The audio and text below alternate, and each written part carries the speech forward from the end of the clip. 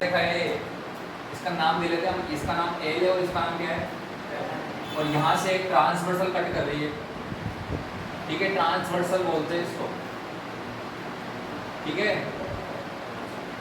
या फिर इसको बोलते हैं तिर्यक रेखा, हिंदी में क्या बोलते हैं इसको, तिर्यक रेखा।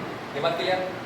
तो क्या करती है पता है, जहाँ पर ये दो जगह कट कर रही है, कट कर रही है ना, यहाँ पर कितने एंगल बनते हैं, एक एंगल तो ये बनता है, एक ये बनता है, एक ये वाला बनता है ना, एक ये वाला, एक ये वाला, एक ये और एक ये वाला, ऐसे मिला कितने एंगल हो गए, 1 2 3 और 4, उसके बाद 5 6 7 और 8। क्लियर है बात? ठीक है,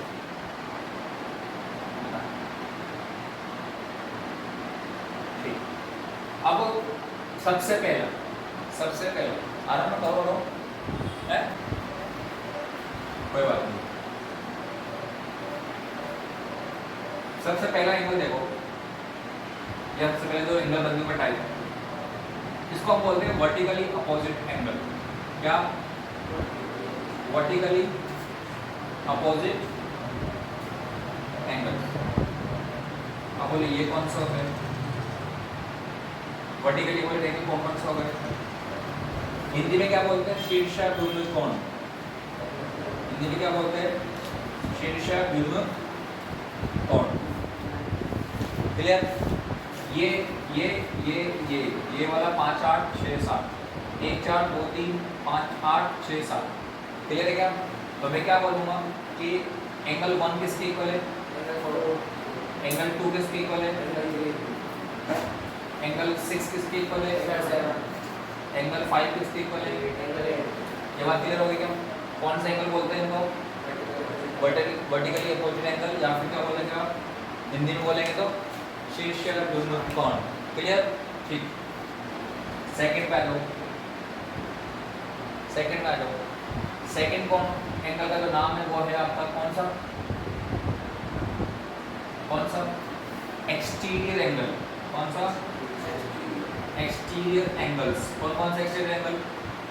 सुनो भाई, जो इस लाइन के अंदर बन रहे हैं उसको बोलते हैं इंटीरियर एंगल, अंदर वाले आंतरिक कोण। कौन से? ये सबके कौन सा है? बाहरी कोण। और इस लाइन के बाहर वाले कौन से हो गए? कौन से एंगल हो गए? Exterior angle. लाइन के अंदर बन रहे हैं वो कौन से? इंटीरियर। लाइन के इन दोनों लाइनों के बाहर बनने वाले बाहरी कोण एक्सटीरियर एंगल। क्लियर है क्या? तो एंगल कौन सा?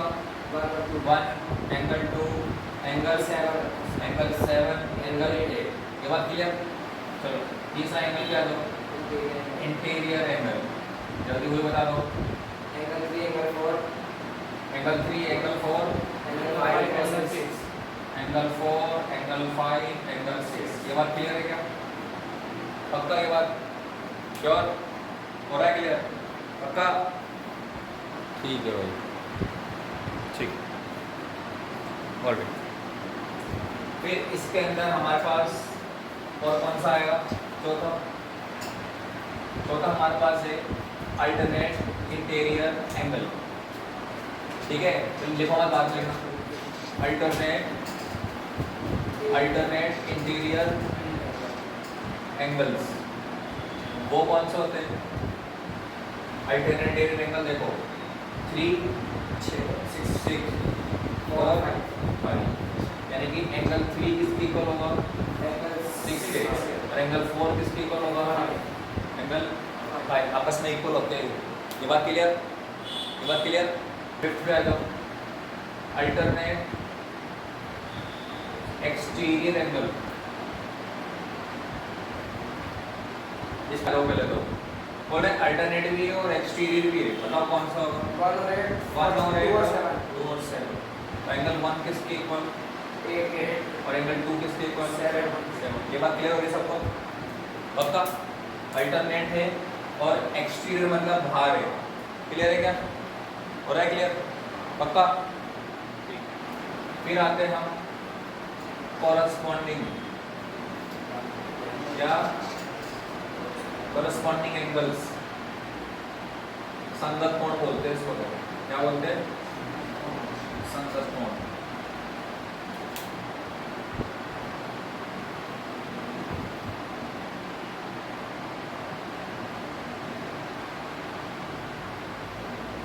इसको लिख लो, हिंदी में बोलते हैं वैकल्पिक, वैकल्पिक आंतरिक कोण, और ये वैकल्पिक बाहरी कोण। ठीक है, लिख लोगे अल्टरनेट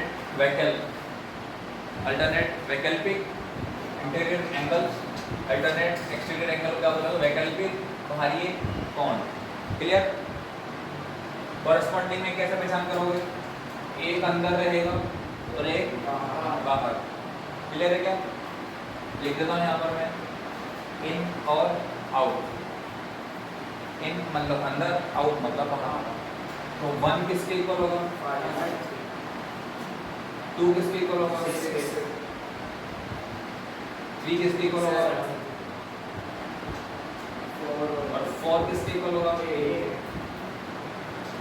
बोलो क्लियर हो गया क्या, बोलो बोलो हो गया क्लियर। संगत कोण बराबर समझ आ गया तुम्हारे को। चल 2 लाइन पैरेलल जा रही है, क्या है, 2 लाइन पैरेलल जा रही है, एक अंदर एक बाहर, संगत कोण corresponding angle. Clear. 2 line parallel जा रही है, ये काटेगी तभी ये सारे एंगल्स बनेंगे। आई बात समझ में। ठीक है, अगला अगला कौन सा, अगला हमारा बच गया है को इंटीरियर। क्या बच गया, को इंटीरियर एंगल्स। और जो को इंटीरियर एंगल्स होते हैं वो कैसे होते हैं, सप्लीमेंट्री होते हैं। क्या होता है, सप्लीमेंट्री। सप्लीमेंट्री बोले तो इनका सम कितना होता है, इनका सम होता है 180। जरा चेक करो। और को इंटीरियर एंगल जो बनते हैं ना हमेशा बिटवीन पैरेलल लाइंस बनते हैं। किसके बीच में, बिटवीन पैरेलल लाइंस। ठीक है, ठीक है, बिटवीन पैरेलल लाइंस, और बिटवीन पैरेलल लाइंस और क्या, वन साइड, क्या, वन साइड पर एक तरफ बनने वाले सारे कोण। देखो 3 और 4, इन दोनों का सम कितना होगा, 180। 4 और 5, 4 और 6, इनका सम कितना होगा, 180। ये एक तरफ, 4 और 6 एक तरफ है, 3 और 5 दूसरी तरफ है। ठीक है, तो ऐसे एंगल को क्या बोलते हो, को इंटीरियर एंगल बोलते हो आप। ठीक है, यानी कि तिर्यक रेखा के एक तरफ बनने वाले कोण, तिर्यक रेखा के एक तरफ बनने वाले कोण। क्लियर हो गया।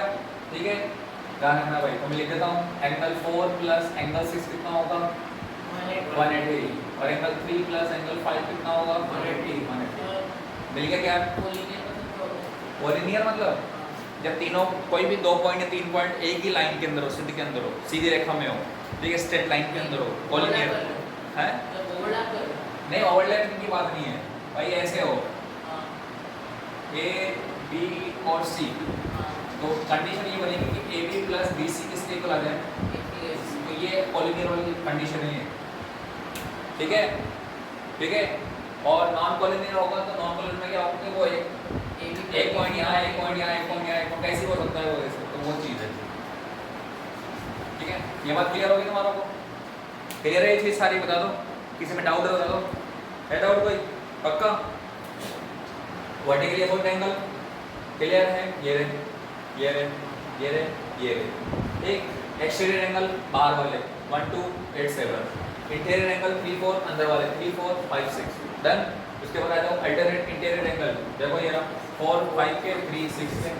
अल्टरनेट एक्सटीरियर एंगल 1 8 के 2 7 के। कॉरेस्पॉन्डिंग एंगल एक अंदर एक बाहर, एक अंदर कौन सा मांगे कॉरेस्पॉन्डिंग एंगल 1 5 9 1 5, एक अंदर रहेगा दोनों लाइन के अंदर और एक बाहर 1 5 2 6 और 4 8 3 5 3 7। हो गया क्लियर। उसके बाद आ जाओ तो बचा तो पॉइंटीरियर। पॉइंटीरियर क्या बोलते हो आप, सप्लीमेंट्री होती है। सम कितना होता है इनका 180, 180। ठीक है ना। इन सप्लीमेंट्री को आप क्या कहते हो, जिनका सम 180 हो, जिनका दो कोणों का योग कितना हो, दो कोणों का योग 180 हो, क्या बोलते हो उनको आप, सप्लीमेंट्री एंगल्स। ठीक है, दो एंगल्स का सम हो। तो 4 + 6 180, 3 + 5 180। क्लियर। ये कौन से एंगल्स है जो कि क्या हो गए, पैरेलल लाइंस के बीच में बनेंगे, लेकिन तो जो ट्रांसवर्सल है, जो तिर्यक रेखा है उसकी एक तरफ। क्लियर हो गया, नोट की जाए इस बात को।